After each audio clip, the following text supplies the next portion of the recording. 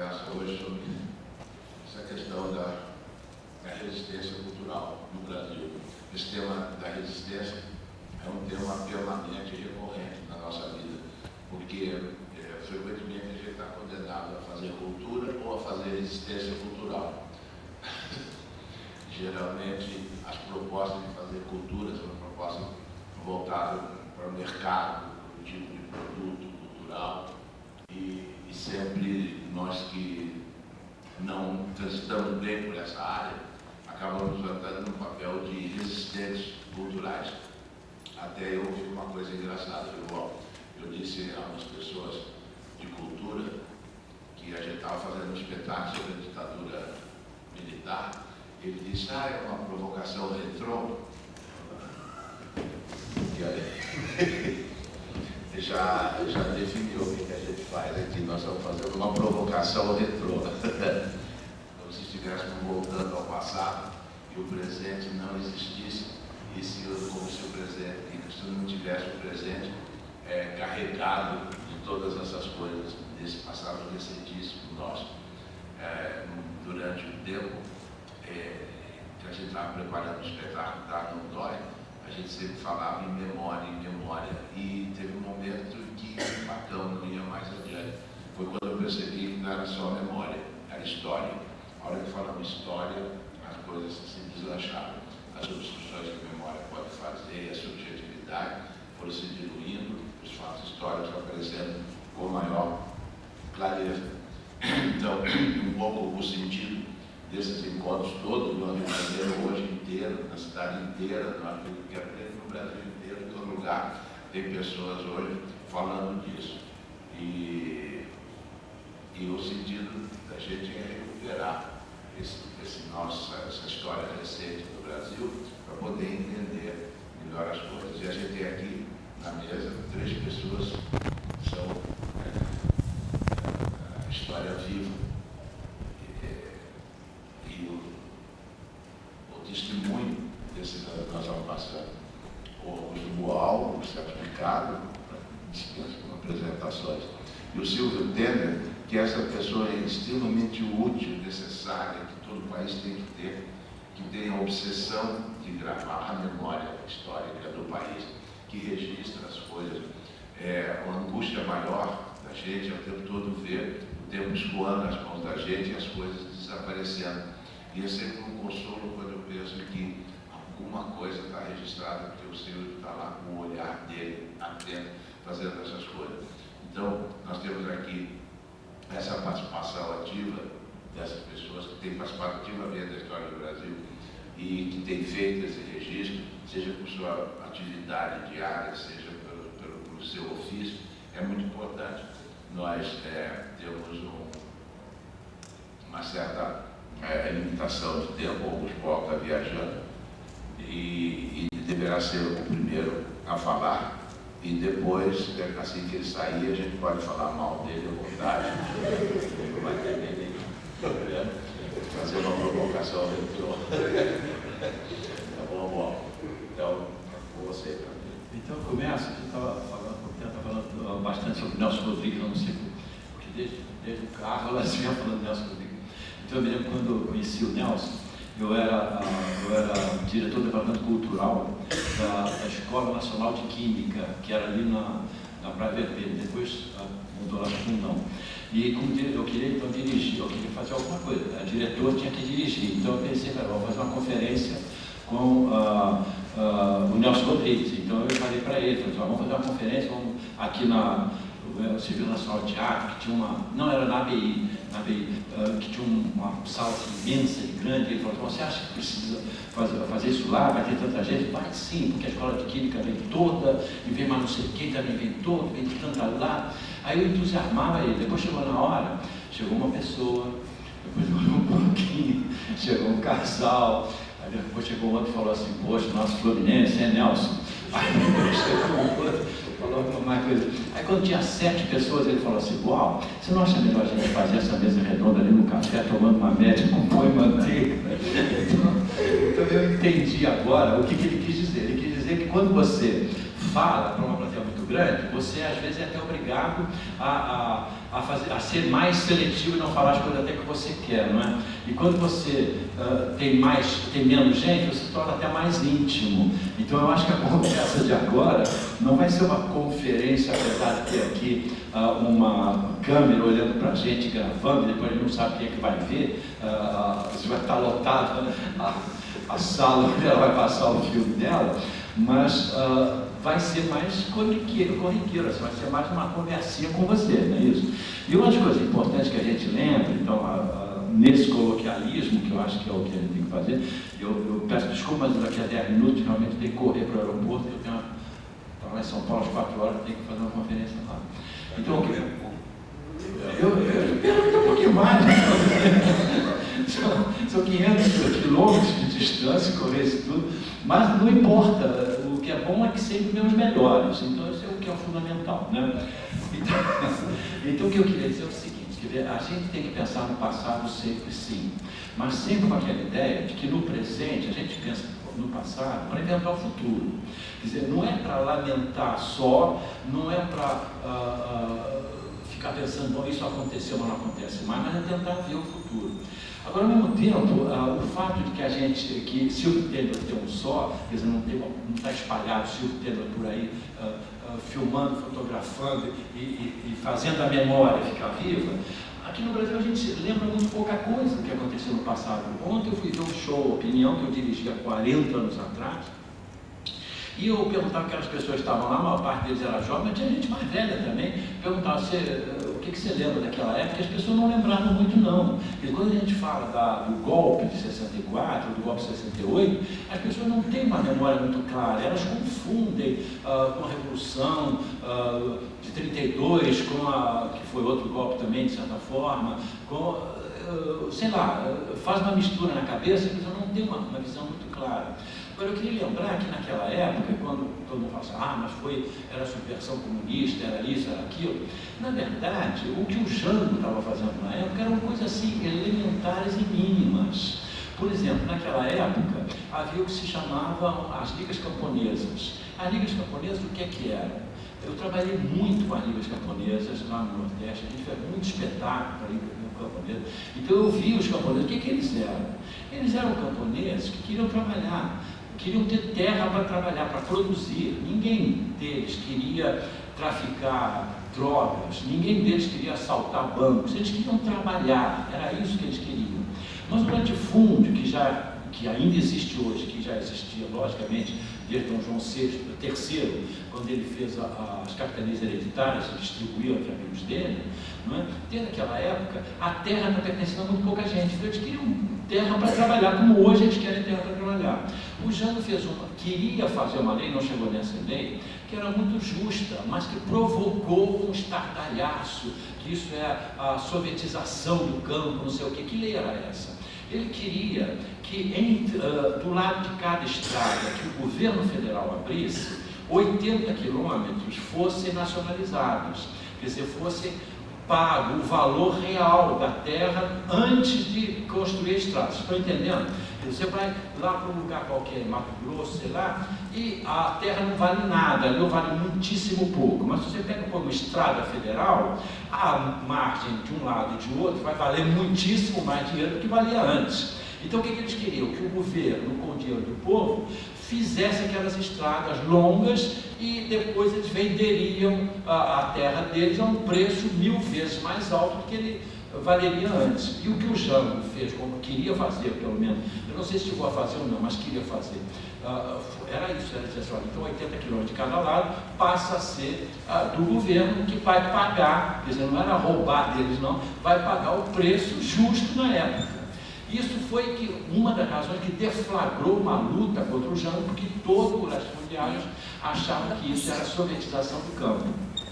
O que é que os estudantes estavam querendo? A morte do Edson Luiz, o que foi? Eles queriam comer um pouquinho melhor. Tinha um restaurante aqui no Calabouço que a comida era infecta. Então eles faziam protestos querendo comer um pouco mais, mas isso qualquer ser humano quer comer um pouquinho mais, um pouquinho melhor.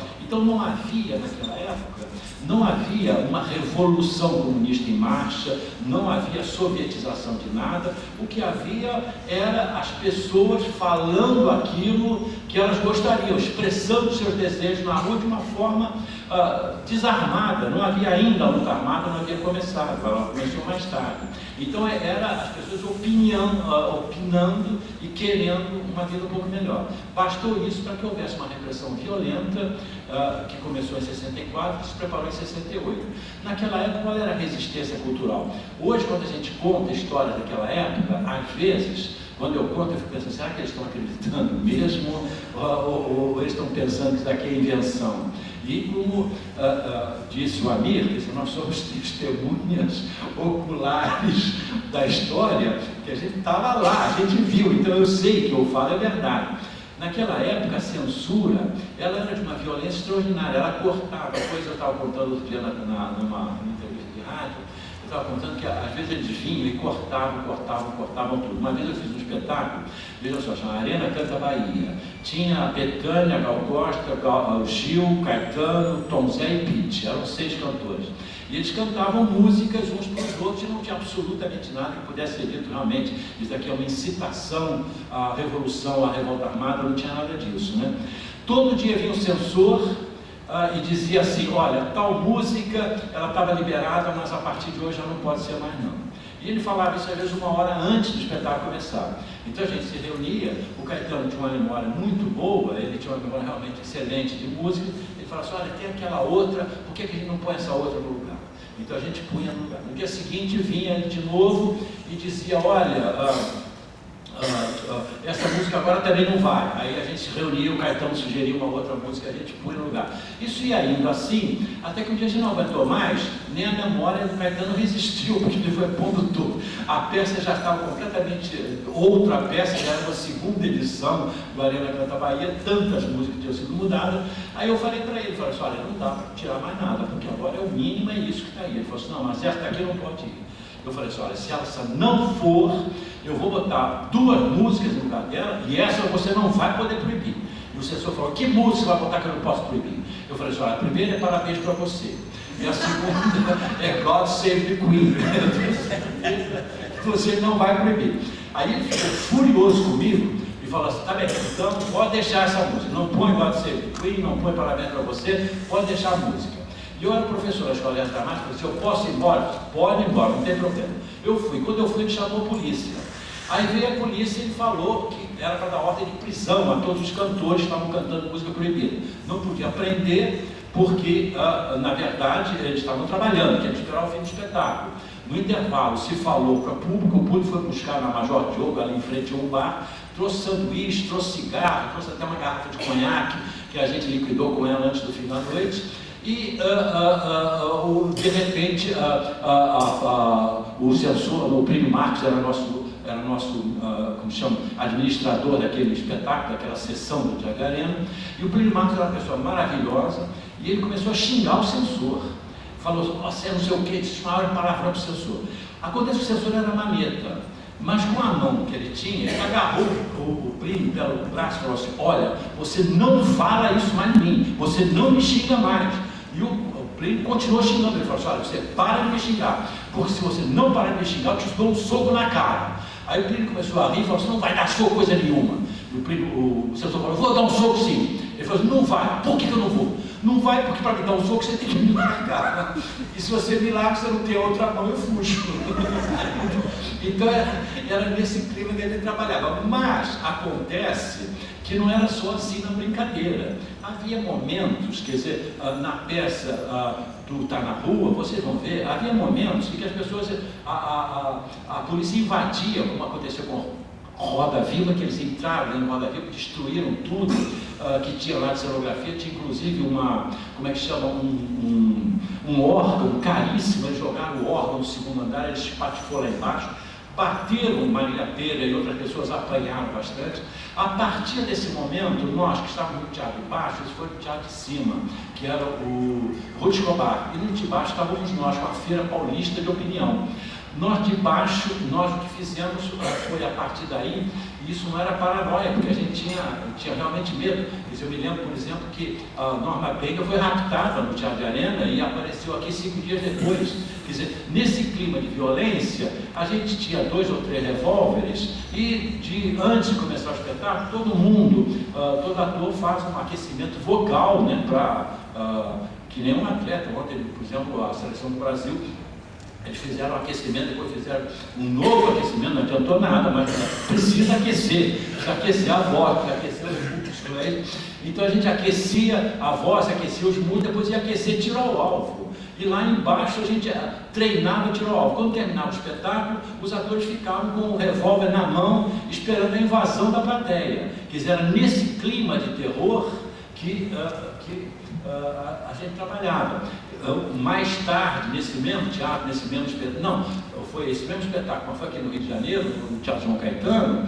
Uma vez nós estávamos em cena, representando uma peça, e houve um burburinho na plateia, a gente acendeu as luzes para ver o que tinha acontecido, e tinha sido jogada uma granada contra o palco. Uma granada que depois foi filmada com o número, foi fotografado, saiu nos jornais o número que pertencia à aeronáutica. Fizeram uma granada que não explodiu, porque era brasileira e não explodiu. Mas imagine se fosse uma granada tcheca. Eu não estaria hoje aqui para contar para vocês essa história, porque eu estava lá perto do palco. Então era nesse clima de extraordinária violência que a gente trabalhava. E a resistência nossa não era armada, não. Nós como artistas, claro que havia muitos artistas que se engajaram na luta armada, né?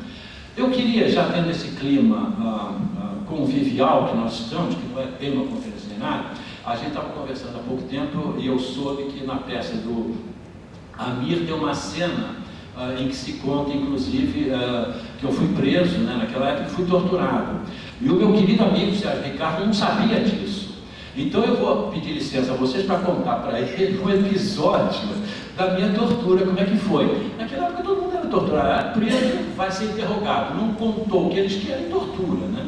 E a minha, ela teve 2 aspectos que são muito engraçados, mas na hora doía, agora já não dói mais, eu posso contar sem berrar, mas naquela época era doloroso, que foi o seguinte: eles queriam que eu confessasse alguma coisa. Agora acontece que a pessoa que prende não era a mesma que torturava. A equipe de tortura era diferente, eram especialistas em tortura. E havia que eram especialistas em prender, os especialistas em cotejar um depoimento contra depoimento, né? Então eu me lembro que quando eu estava sendo torturado no pau de arara, eu estava pendurado e o cara continuava dizendo: você vai ter que confessar. Eu dizia: mas não tem nada para confessar, não sei o quê, vai ter que confessar. Eu tinha algumas coisinhas, tinha que confessar. Não fui nunca nenhum grande guerreiro na vida, mas alguma coisinha eu tinha feito. Então eu dizia que não ia confessar nada. Eu tenho que confessar. Agora eles não sabiam o que eles queriam que eu confessasse. Aí chegou uma hora, para ganhar tempo, eu falei assim: vocês querem que eu confesse o quê? Aí o cara olhou e falou assim: pô, espera um pouquinho, porque ele não sabia o que ele queria. Aí ele foi lá, tinha um papel lá escrito.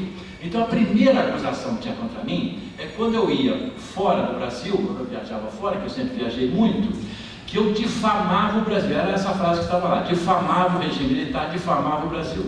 Então ele pegou e leu lá e falou assim: espera um pouquinho, olha, é o seguinte, você tem que confessar que quando você vier para o exterior, você difama o Brasil. Aí eu perguntei assim: mas escuta, eu difamo como? Ele olhou de novo e falou assim: olha, você difama por quando você vai para o exterior, você diz que aqui no Brasil existe tortura. Eu pendurado no pau de arara. Então eu não pude resistir e fui involuntário, não foi heroísmo meu não, foi involuntário, eu ri, achei graça. Então, como é?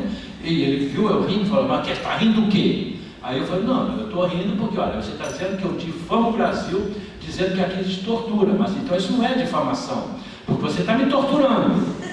Aí ele, que não era muito rápido no raciocínio, ele pediu um pouco de tempo, né, para pensar melhor, ele falou assim: não, é verdade, nós estamos torturando você, isso é verdade, não se pode negar, mas acontece o seguinte: você é um artista, a gente conhece você, a gente está torturando você, mas com todo respeito. Olha, isso era espera aqui. É que eu já vou terminar porque eu tenho que sair correndo, estou me chamando para ir embora. Então, o que eu queria só terminar é dizer que neste clima a gente tinha que escrever, neste clima a gente tinha que entrar em cena. Agora, pensemos nisso, não para que a gente pense no passado e fale, nós nos livramos disso, porque tudo aquilo que era para ser feito naquela época, que a gente tinha que fazer naquela época e não conseguimos fazer, falta fazer ainda. A reforma agrária ainda não foi feita, o povo ainda é miserável, como diz o samba do Zequete, 1% vai para a universidade, o desemprego ainda é muito grande, e se não formos nós a forçar, se não formos nós a gritar, se não formos nós a mudar aquele ditado que diz que o bom cabrito não berra, e se nós não aprendermos que o melhor cabrito é aquele que mais alto berra, se nós não berrarmos, se nós não reclamarmos, se nós não vamos para a rua e exigir aquilo que nós temos direito, vai continuar do mesmo jeito eternamente. Nenhum governo muda nada, a não ser que ele pode guiar e facilitar melhor um avanço que tem que ser da sociedade e não do governo. A gente pode exigir muito do governo Lula, mas não pode esperar nada de nenhum governo. A gente pode exigir, e é evidente que com Lula pode ganhar muito mais do que com qualquer outro presidente que veio antes, mas não vamos esperar que ele